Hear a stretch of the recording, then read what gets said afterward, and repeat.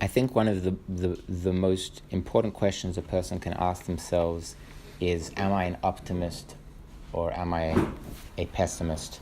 And I think it's an important question all your life, but I think the earlier you deal with it, the more you can deliberately choose to create your life in a certain way. So I want to read a story with you, Rabbi Yonatan, about Rabbi Shimon by Yochai and Rabbi Yehuda. And it's part of a much bigger story, but I just want to read the beginning of it with you. And it's really going to deal with this question of, is optimism always good? Maybe pessimism is more realistic right now. Is it maybe pessimism is being honest with yourself? The world is bad right now. So let's read the story together, and then I want to discuss it with you. Okay, so this story, this Agada, is from Gemara Shabbat, and it's on Daf on page 33a, and it goes all the way to the second page, B. Rabbi Yehuda and Rabbi Yossi and Rabbi Shimon were sitting, and Rabbi Yehuda, son of the converts, Ben Gera, sat beside them. Rabbi Yehuda said, "How pleasant are the actions of this nation, the Romans, as they created marketplaces, bridges, and bathhouses." Rabbi Yossi was silent. Rabbi Shimon bar Yochai responded and said, "Everything they created only for themselves. They established marketplaces to place prostitutes in them, bathhouses to pamper themselves, and bridges to collect taxes from all who passed over them." Yehuda, son of converts, went and related the statement to his household, and those statements continued to spread all the way until they were heard by the Roman government. They ruled and said, Yehuda, he should be elevated, who was positive towards the Roman regime, shall be elevated and appointed as the head of the sages, as the head of the speakers in every place. Yossi, who remained silent, shall be exiled from his home in Yehuda as a punishment and sent to the city of Tzipora in the Galilee. And Shimon, Rabbi Shimon bar Yochai, who denounced the government, he shall be killed. Okay, so I want to stop there. I want to just begin with Rav Kook's interpretation, and then I want to move on from that. So Rav Kook, and I actually only found this interpretation about 2 weeks ago, and it floored me. Incredible interpretation.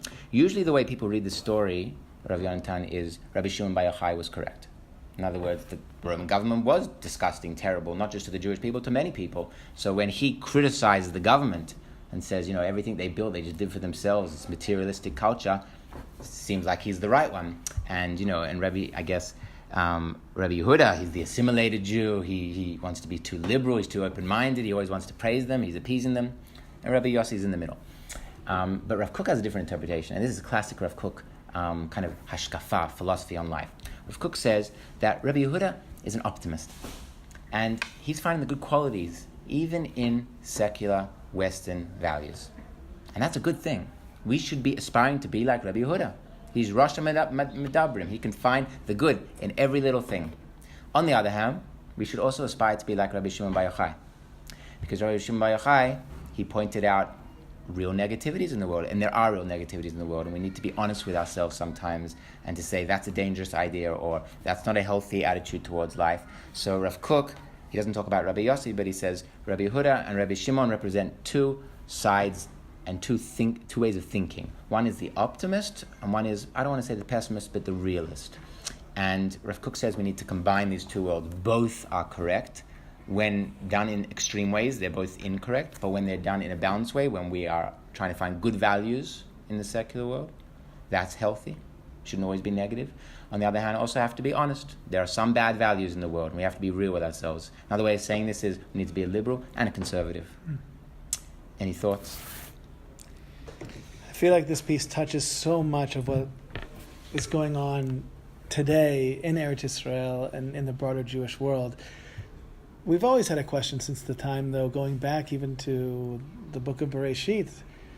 This machloket, I think, started with, and it's interesting because the names are here in the Gemara, with Yehuda and Yosef. Whereas Yosef, and this is something Rav Soloveitchik talks about, Yosef is the one who is... He's in the world. He's looking for technology. He's up on the newest farming techniques. He knows, right, how to build a country. He's involved in politics, as opposed to Yehuda, who is painted as the classic religious figure. Right? We don't do that. we never did that. None of our, Avram, Yitzhak, and Yaakov were not farmers. We were shepherds. And therefore, that's the way in which we will walk forward. So that interaction between the two of them, just before Yosef reveals himself, is that point where we see that beginning of that machloket really unfolding, modernity versus traditionalism. And we say in Pirkei Avot a machloket that is really l'shem shamayim, for the sake of heaven, something that is altruistic. It has kiyum. It will stand. And I think if we look at all the machlokot that we've had in the Jewish world throughout the 4,000 years since we stepped out of Mitzrayim, maybe this is one of the most central. And so that tells us it shouldn't be collapsed. In other words, even if we, just to go along with the beautiful perush that you gave as well, Rav Kook, where we take from both sides, let's not collapse these two perspectives, because maybe that's, as I'm thinking about this, maybe that's what Rav Kook is saying. In other words, there are very serious challenges in the secular world today that I don't like the phrase exactly, but a religious, quote-unquote, religious-minded person, someone who wants to maintain a sense of purity and positive ethics and be a positive contributor to the world, there are serious pitfalls in the modern world that we have to watch out for, as far as pop culture and just the general society. However, if we refuse to engage with it, then we're missing out on something as well. And all of the great thinkers that have influenced me are people that are very, very much in dialogue with their surroundings. We mentioned the Maharal before. He's someone that had a tremendous amount of interaction with the other religious figures of the day in Prague, where he was, and even the head of the Holy Roman Empire was someone that he met with and had interactions with.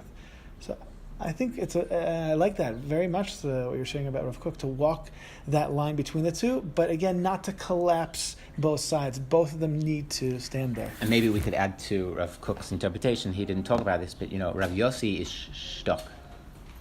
He doesn't want to talk about anything, so he's on the fence. And Rav Kook, I guess Rav Kook doesn't want to talk about him because he's not a role model. In other words, our role models are people who have strong opinions, who've thought about things, and they can have respect for other people's opinions, but they have strong opinions of their own. They've thought about life. They're deep thinkers. So Rabbi Shimon, who is a realist, there are real dangers in the outside world, Rav Kook respects. And Rabbi Yehuda is very positive to the Romans. You could say open-minded towards the outside world, tries to put good qualities in technology, in the internet, in pop culture. Not everything on the internet is bad. Not every time someone pulls out their phone is because they're not in the moment. Maybe they are in the moment. Maybe they are talking to somebody right now. Why do you always have to be negative towards technology? That's the Rabbi Yehuda. And Rav Kook really respects both those people. But Rabbi Yossi, who's in the middle, he's shatok. For Rav Kook, that's not what we should be aspiring towards. We shouldn't be just saying, well, I'm afraid to give an opinion.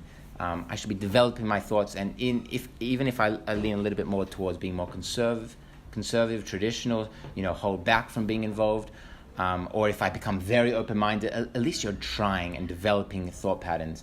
And that's an amazing thing. One more thing I want to add in the story that we didn't pick up on is there's actually a fourth person in the story.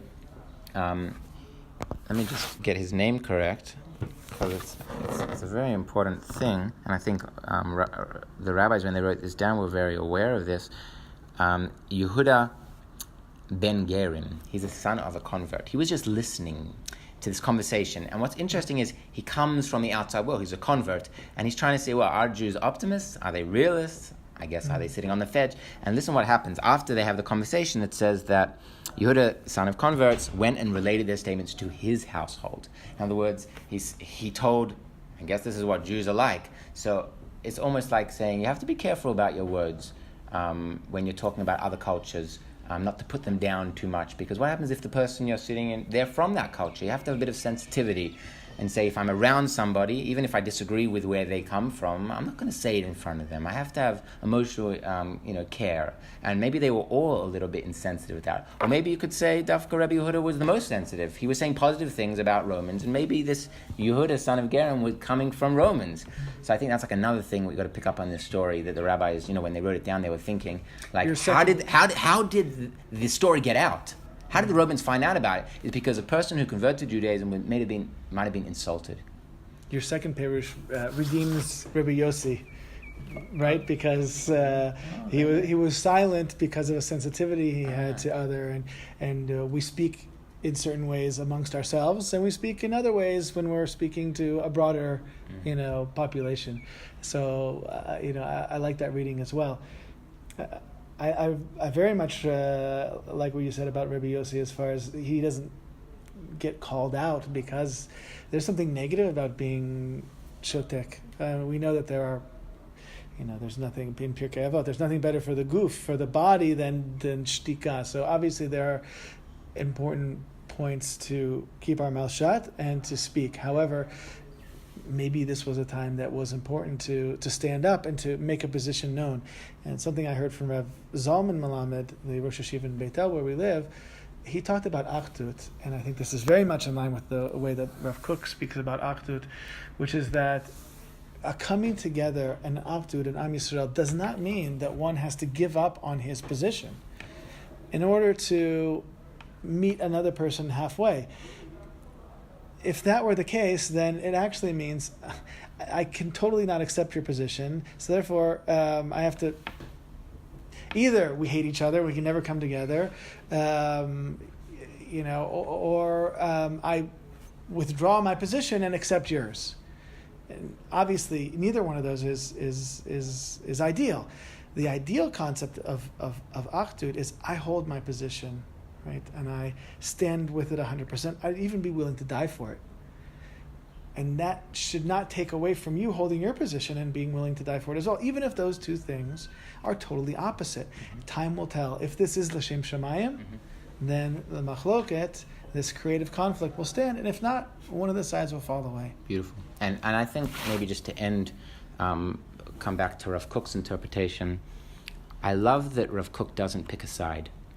Even though you're saying you should have strong opinions, I find there is always a third opinion, and I often fall into it, that there's a type of person who's just not interested in labels. Kind of, I think of them as post-religious or post-secular, just bored of picking sides. It's just too easy to say I have all the truth, and it's kind of like a cliche thought. Oh, there's one correct answer. Which one is it?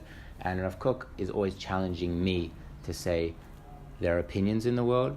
They must have validity to them if they exist, if people are passionate about them. I have to be creative to try and find good qualities.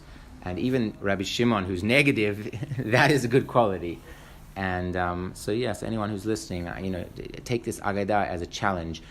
People have different opinions. We have to try and find good qualities in their opinions.